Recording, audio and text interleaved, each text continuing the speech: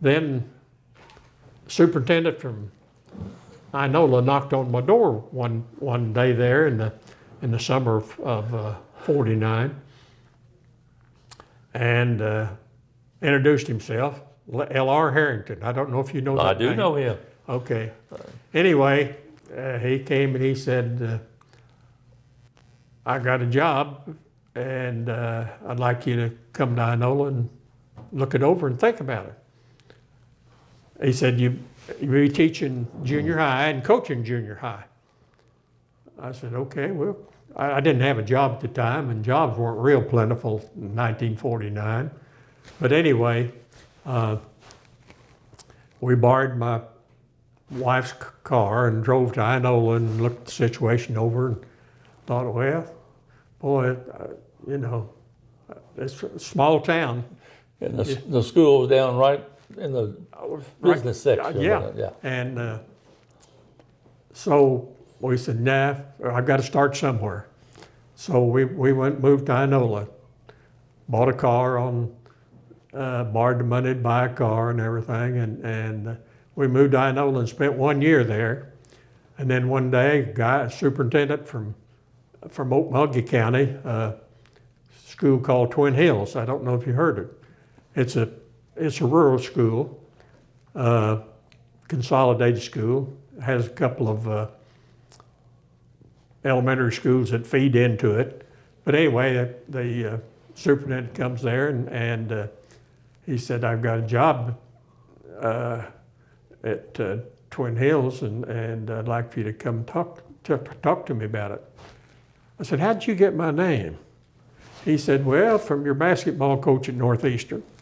He said, I called down there and talked to him. And so we went to Twin Hills, and that was one of the better jobs I've ever had in my life. They furnished us a house right on the school grounds, and bills paid and everything, you know. Well, that's kind of uncommon, wasn't it? Huh? Yeah, I find that kind of uncommon. Well, it was. Well, in the rural schools like that, a lot of them did that just to get people out there. Okay. But anyway, superintendent had a house there, and I went there as principal and coach and taught a couple of classes. And so we spent 2 years there. And one night at one of our ball games, here's a guy sitting over in the stands, and I said, I know him. He was superintendent at Ramona. I don't know if you know the name Gus Pagay. He had been superintendent. I should know it. He'd been superintendent at Talala before that. And that's how I first met him. When I was at Inola, we played Talala, and he coached there. He was superintendent at Talala, but he coached their softball team. And I was coaching the junior high softball there at Inola. And we went up and played Talala one afternoon, and we beat him, and he couldn't hardly stand it. And he said, you just started coaching, and I've been at it for a lot of years. And I said, well, I've got good kids. And anyway, that night, after the game was over, he came over and talked to me, and we went over to my house, which is just as I said, on the school grounds there. And he said, I've got a job up at Ramona I'd like for you to look at. And he said, you'd be principal and coach boys and girls basketball and boys baseball. I said, well, we'll come up and look at it. And so we did. Now, Ramona, that's north on 75 Highway, Yeah, right? yeah, it's south of Bartlesville, Okay. 15 miles or so. Right. North of Collinsville. Anyway, that's before the new 75 was through there. But anyway, we went up there and liked the situation, at bigger school and everything, and I thought maybe more opportunities maybe. So we went up there for 8 years. Okay, 8 years. Had a lot of good kids, a lot of good teams. And one day I get a call from another superintendent. I hadn't applied for any of these jobs, didn't even know they existed. All came calling. And he called me and I said, well, how'd you get my name? He said, well, one of your ex-superintendents is a real good friend of mine, and I called him and asked him if he knew of anybody'd be a principal. Now, this guy was down at Healdton, Oklahoma. Have you ever been to Healdton? I have not. Well, it's almost to Texas. It's east of Ardmore.